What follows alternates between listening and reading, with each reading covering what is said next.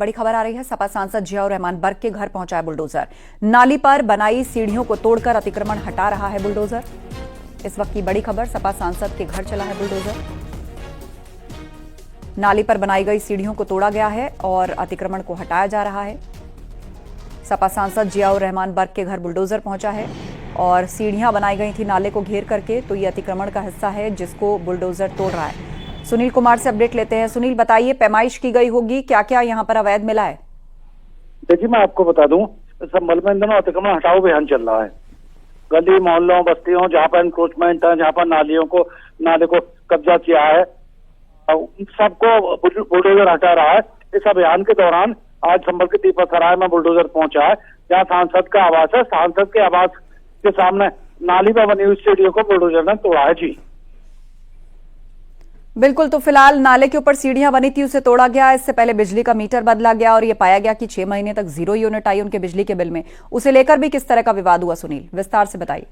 देखिए, मैं आपको बता दूं, संभल सांसद के बिजली चोरी के मामले में इस मकान में 2-2 किलोवाट के 2 कनेक्शन थे। एक शफीकुर रहमान बर्क के नाम था, एक सांसद जियाउर रहमान बर्क के नाम था। दोनों में 5 महीने और 6 महीने अलग अलग टाइम जो है बिजली नहीं चली, 0 यूनिट आया था। जिसके बाद में बिजली महकमे ने मामला बिजली चोरी का पाते हुए स्मार्ट मीटर लगाया था। स्मार्ट मीटर की टेस्टिंग में बिजली चोरी की पुष्टि हुई। इसके बाद सांसद पर 1,91,000 रुपए का जुर्माना लगाया गया है। वहीं पर सांसद के मकान की बिजली भी काट दी गई है। जी बिल्कुल, और इस वक्त बड़ी खबर संभल की, यहां पर बुलडोजर चल रहा है जियाउर रहमान बर्क के घर पर। इस बीच सुनील, समाजवादी पार्टी जो है वो साथ खड़ी है जियाउर रहमान के। बिजली मीटर मुद्दे पर भी कहा गया और बुलडोजर को लेकर भी कहा गया कि भाई जानबूझकर मुसलमानों के घर पर क्यों चल रहा है ये? देखिए, मैं आपको बता दूं, बिजली मुद्दे पर अखिलेश यादव ने बीजेपी को निशाना बनाया था। बीजेपी के लिए कहा था कि बीजेपी के लोगों की भी बिजली चेकिंग कराएं। इसका मतलब अखिलेश यादव ने ये मान लिया कि उनकी पार्टी के लोग जो बिजली चोरी कर रहे थे। वहीं इस सब राजनीति से इतर संभल में लगातार बिजली चोरी और एनक्रोचमेंट हटाने की कार्रवाई चल रही है। दरअसल में संभल में सांसद के मोहल्ले में 80% बिजली की चोरी है, 80% का लाइन लॉस है। यहाँ से बड़ा नुकसान सरकार का होता है। सरकार एक तरफ पूरे टाइम बिजली देने की कोशिश कर रही है, तो वहीं अपनी रिकवरी भी करेगी। जब बिल नहीं पहुंचेगा तो सरकार बिजली कैसे देगी? तो ये एक सरकारी प्रक्रिया है, प्रशासनिक प्रक्रिया है, जिसके तहत बिजली चेक की जा रही है।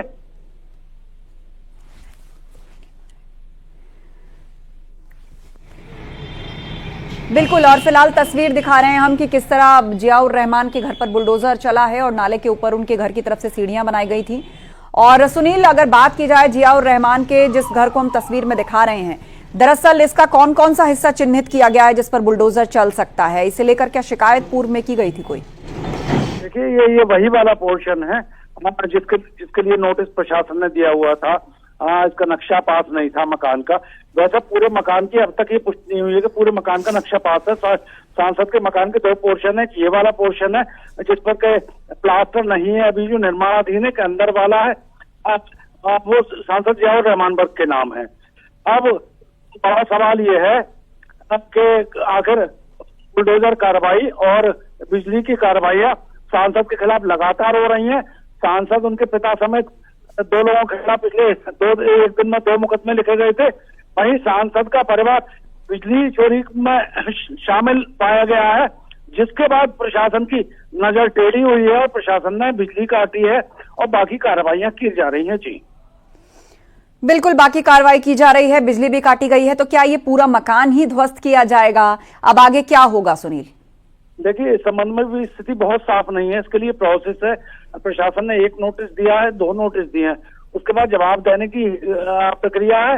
यदि जवाब नहीं दिया जाता है या प्रशासन सांसद के जवाब से संतुष्ट नहीं होता है, उस समय अंतिम कार्रवाई बुलडोजर की कार्रवाई होती है, जिसको भी प्रशासन यहाँ पर कर सकता है। जी और बिजली के मामले की बात अगर की जाए तो ये जो बिल वाला मैटर है, सिर्फ जियाउर रहमान नहीं, कहा जा रहा है कि उनके दादा यानी शफीकुर रहमान बर्क के समय में भी बिजली के मीटर में 0 यूनिट महीने का बिल आया करता था।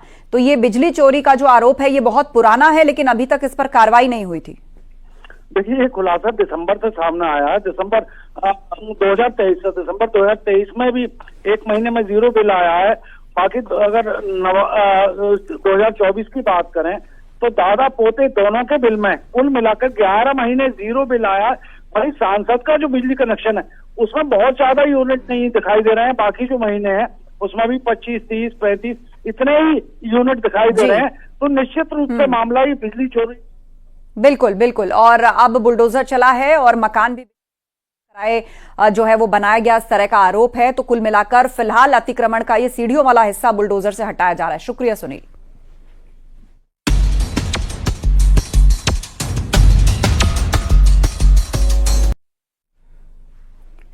एएसआई की टीम आज संभल पहुंच सकती है। संभल में मिले प्राचीन शिव मंदिर की कार्बन डेटिंग से जांच होनी है और संभल पहुंचकर एएसआई की टीम शिव मंदिर और वहां मिले कुएं की खुदाई जिसकी की जा रही है उसका सर्वे भी करेगी। इस सर्वे के माध्यम से एएसआई ये जानने की कोशिश करेगी कि ये मंदिर और कुआं कितना पुराना है। खगूसराय क्षेत्र में 46 साल बाद प्राचीन कार्तिकेश्वर महादेव मंदिर खोला गया और इस मंदिर के पास स्थित कुएं और मूर्तियों की कार्बन डेटिंग के लिए एएसआई की टीम संभल पहुंचेगी। प्राचीन शिव मंदिर के बाद एएसआई की टीम शाही जामा मस्जिद भी जा सकती है। मस्जिद एएसआई के संरक्षण में है। एएसआई टीम के आने की सूचना के बाद से जिला प्रशासन ने सुरक्षा के पुख्ता इंतजाम किए हैं।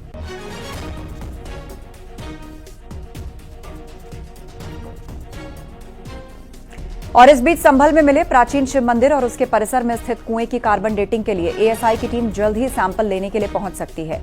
इससे पहले गुरुवार को नायब तहसीलदार के नेतृत्व में राजस्व विभाग की टीम ने मंदिर के परिक्रमा स्थल और उसके आसपास के रास्तों की पैमाइश कर निशान लिए और दावा है कि पैमाइश के बाद मंदिर के आसपास अतिक्रमण को हटाने की प्रक्रिया भी जल्द शुरू की जाएगी।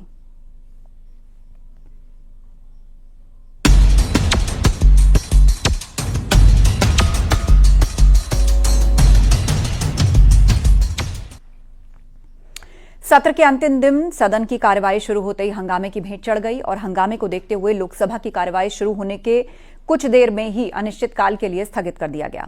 इससे पहले गुरुवार को हुई धक्का मुक्की घटना के विरोध में सत्ता पक्ष के सदस्यों ने संसद परिसर में जोरदार प्रदर्शन किया।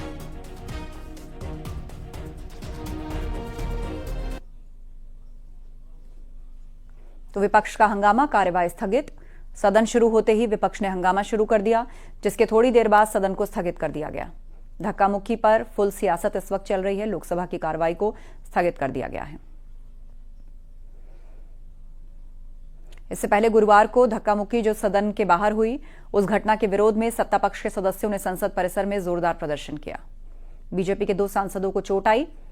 सत्र के अंतिम दिन कार्यवाही शुरू होते ही हंगामा हुआ और फिर लोकसभा को अनिश्चितकाल के लिए स्थगित कर दिया गया। माननीय सदस्यगण, मैं आप सभी से पुनः आग्रह करता हूं कि संसद की गरिमा मर्यादा बनाए सबकी सामूहिक जिम्मेदारी है।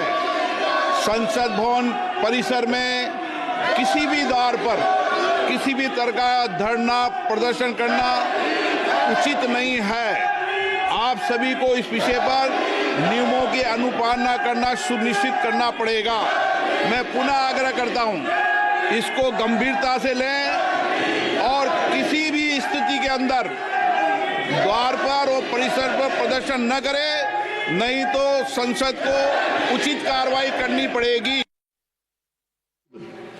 I'll raise my decibel. These hallowed chambers deserve conduct that honors our oath and not theatrics that betray it. I call upon leader of the opposition and leader of the house to see me in my chamber. संसद की कार्यवाही आज जब शुरू हुई तो राज्यसभा के सभापति और लोकसभा स्पीकर बेहद नाराज दिखे। राज्यसभा के सभापति ने सदन के नेता और नेता प्रतिपक्ष को अपने चैम्बर में बुलाया, तो वहीं लोकसभा स्पीकर ने भी सभी सांसदों को नसीहत दी और कहा कि सभी सदन की गरिमा को बनाए रखें। संसद के किसी भी गेट पर कोई सांसद प्रदर्शन न करे। तो संसद भवन में कल हुई धक्का मुक्की में घायल 2 सांसदों का इलाज आरएमएल अस्पताल में चल रहा है। अस्पताल ने दोनों सांसदों की सेहत पर हेल्थ बुलेटिन भी जारी किया। आरएमएल हॉस्पिटल के डायरेक्टर डॉक्टर अजय शुक्ला से न्यूज 18 संवाददाता ने बात की। इस वक्त हमारे साथ बात करने के लिए आरएमएल के डायरेक्टर अजय शुक्ला जी हैं। सर, बीजेपी सांसद जो एडमिट है यहाँ पर, उनका आज अपने पीसी करके हेल्थ बुलेटिन भी जारी किया है। किस स्थिति में वो लोग आए थे और अभी क्या कंडीशन है करंट? तो जब आए थे तो सारंगी जी से को तो काफ़ी ब्लीडिंग हो रही थी क्योंकि उनके फोरहेड पे कट था, वो डीप कट था। उनको स्टिचेस देने पड़े थे तो ब्लीडिंग तो रुक गई थी। बाकी उनका बीपी काफ़ी शूट अप कर गया था। एंड मिस्टर मुकेश राजपूत जी, उनको सिर में काफ़ी भारीपन और चक्कर आ रहे थे। उनका भी बीपी शूट अप कर गया था काफ़ी, बट अब कंट्रोल में है। सर कब तक उनका डिस्चार्ज होगा और किस तरीके की अभी कंडीशन जो है वो बनी हुई है, क्योंकि आईसीयू में दोनों एडमिट हैं, तो बीपी की भी बात सामने उठी है, हार्ट पेशेंट है, दोनों ये बात भी सामने उठी है, तो अभी किस तरीके की स्थिति है और कब तक डिस्चार्ज जो है वो आप लोग सोच रहे हैं कि हो पाएगा उनका? अभी उनको ऑब्जर्वेशन में रखा है। वहाँ पे आईसीयू में मॉनिटरिंग बेटर हो जाती है। एंड हम लोग अभी देख रहे हैं और जो सीनियर डॉक्टर्स की टीम है उनको अभी असेस करेगी, फिर डिसाइड करेगी आगे का कोर्स ऑफ एक्शन। सर अभी अंडर ऑब्जर्वेशन है, एमआरआई और सीटी स्कैन भी हुआ, वो किस तरीके से रहा? रिपोर्ट्स नॉर्मल है? रिपोर्ट्स ठीक ही हैं, मतलब थोड़ा डिजेनरेटिव चेंजेस हैं, ओल्ड चेंजेस हैं। कोई सीवियर इंजरीज भी है? ऐसे उसमें कोई एक्यूट कोई ऐसा सिग्निफिकेंट लीजन नहीं है। ठीक है, बहुत शुक्रिया। तो आप अजय शुक्ला जी को सुन रहे हैं जो साफ तौर पे कह रहे हैं कि सीटी स्कैन और एमआरआई जो है वो नॉर्मल है और अभी अंडर ऑब्जर्वेशन है। जैसी स्थिति रहेगी उसको बताएंगे। कैमरामैन मुनमुन के साथ फराह खान, न्यूज़ 18 दिल्ली। बसपा प्रमुख मायावती ने एक्स पर पोस्ट करके बीजेपी कांग्रेस पर निशाना साधा। मायावती ने कहा कि बाबा साहेब आम्बेडकर के लिए जिन शब्दों का इस्तेमाल किया गया उससे दलित शोषित लोगों की भावनाओं को गहरी ठेस पहुंची है। कांग्रेस, बीजेपी और उनकी सहयोगी दलों की चाल, चरित्र और चेहरा बेनकाब हो गया है। सत्ता और विपक्ष के बीच जारी तकरार केवल वोट के स्वार्थ की राजनीति है।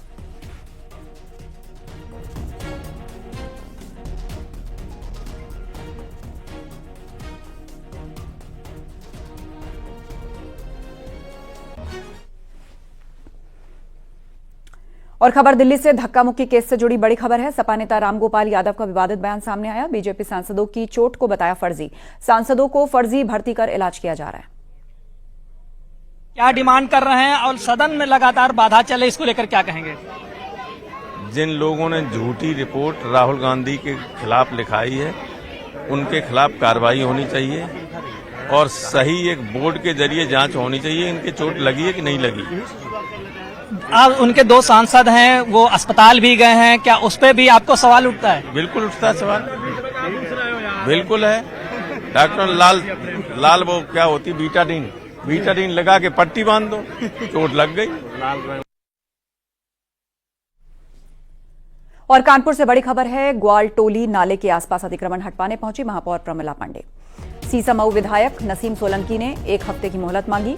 मेयर ने कहा 1 मिनट की भी छूट नहीं दी जाएगी। बता दें कि नाले में गिरकर गुरुवार को 5 साल की बच्ची की मौत हो गई थी और बच्ची की मौत के बाद महापौर प्रमिला पांडे नाले के आसपास बने अवैध कब्जों को हटाने दलबदल के साथ पहुंची। ओम बाबू हमारे साथ फोन लाइन पर जुड़ गए हैं। ओम बाबू, पूरा मसला समझाइए, क्या हुआ है यहाँ पर? जी, मैं आपको बताऊं कि कल सुबह इसी ग्वालटोली नाले में एक 5 वर्षीय बच्ची की गिरकर मौत हो गई थी, जिसके बाद मेयर प्रमिला पांडे मौके पर पहुंची थी और उनके परिजनों से मिलकर उनको सांत्वना दी थी और इस नाले क्षतिग्रस्त नाले के आसपास बनी झोंकी अवैध रूप से झोपड़पट्टी को हटाने का उन्होंने कल ही ऐलान कर दिया था। आज सुबह वो दलबल के साथ वहां पर पहुंची और अभियान की शुरुआत जैसे होने लगी तो क्षेत्रीय विधायक सीसामऊ से जो विधायक है नसीम सोलंकी वह पहुंची और उनका मेयर से निवेदन था कि 1 हफ्ते की मोहलत दे दी जाए ताकि झोपड़पट्टी में रहने वाले परिवार और उनके बच्चे कहीं शिफ्ट हो सके। लेकिन महापौर बेहद नाराज थी। उन्होंने कहा लगातार इस ग्वालटोली नाले में घटनाएं हो रही, मैं 1 मिनट की भी मोहलत नहीं दूंगी और लगातार तब से अभियान चल रहा है और यहाँ बनी अवैध झोपड़पट्टियों को हटाया जा रहा है। जी बिल्कुल। और 5 साल की बच्ची की यहाँ मौत हो गई थी। इस बीच वहां की विधायक नसीम सोलंकी वो समय भी मांग रही थी महापौर से, लेकिन उन्होंने कहा कि बिल्कुल समय नहीं दिया जाएगा। तो आखिर क्या समाधान निकाला गया है?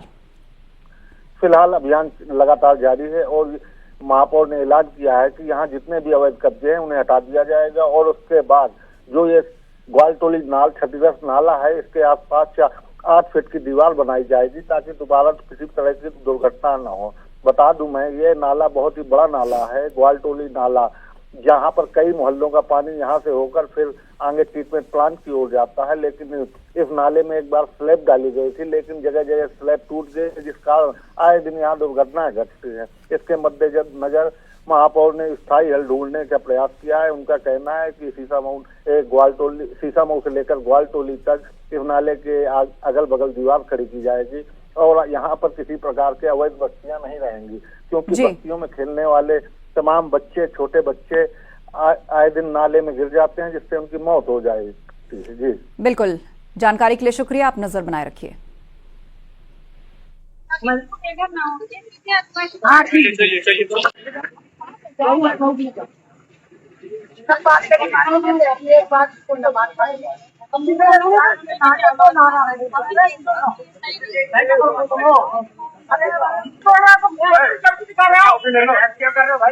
ऐसी बात न करो, कोई चीज नहीं छुए हैं। हम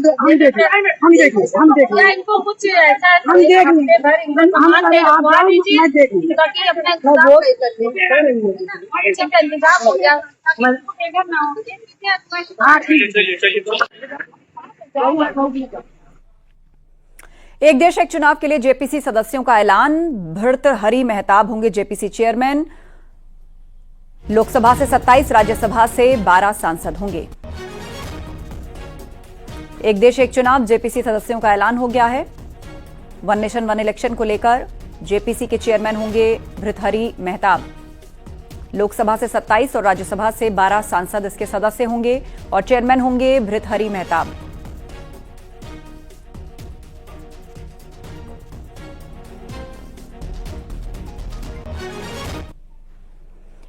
संसद में फिर से बैग पॉलिटिक्स देखने को मिली। बीजेपी सांसद अपराजिता सारंगी प्रियंका गांधी को देने के लिए एक बैग लेकर पहुंची थी, जिस पर 1984 लिखा था।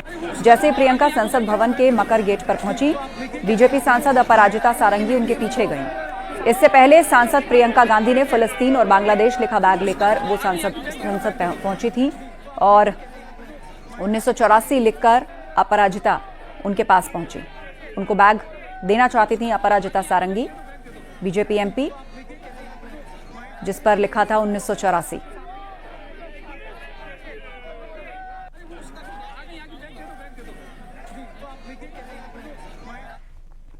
आरएसएस प्रमुख मोहन भागवत ने मंदिर मस्जिद विवाद पर बड़ा बयान दिया। भागवत ने मंदिर मस्जिद विवाद पर मोहन भागवत का बड़ा बयान लेकर चिंता व्यक्त करते हुए कहा, हमें दुनिया को दिखाना होगा कि हमारा देश सद्भावना के साथ रह सकता है। इसके आगे उन्होंने कहा, अयोध्या श्री राम की धरती है, इसीलिए वहां राम मंदिर होना चाहिए और वास्तव में ऐसा हुआ है। लेकिन हर दिन तिरस्कार और दुश्मनी के लिए नए मुद्दों को उठाना ठीक नहीं। इसके समाधान के लिए हमें देश में थोड़ा प्रयोग करना चाहिए। हमारे देश में विभिन्न संप्रदायों और समुदायों की विचारधाराएं हैं।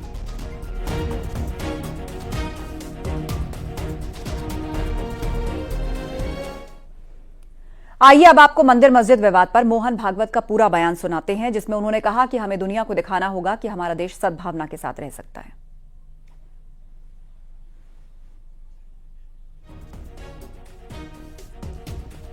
अयोध्या श्री राम की धरती है और इसलिए वहां राम मंदिर होना चाहिए और वास्तव में ऐसा हुआ है। लेकिन हर दिन तिरस्कार और दुश्मनी के लिए नए मुद्दों को उठाना ठीक नहीं है। इसके समाधान के लिए हमें अपने देश में थोड़ा प्रयोग करना चाहिए। हमारे देश में विभिन्न संप्रदायों और समुदायों की विचारधाराएं हैं।